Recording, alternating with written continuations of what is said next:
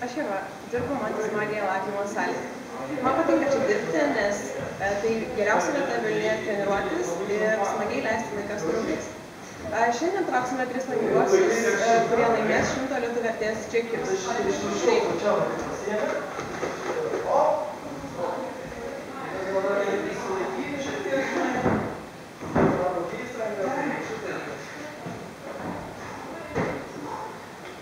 Pirmas laimingasis yra Mantautas Vegys.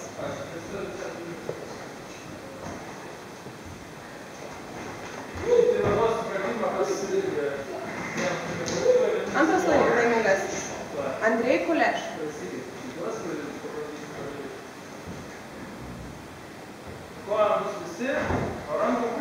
Ir trečiasis taip pat vyras Artūras Orševskis.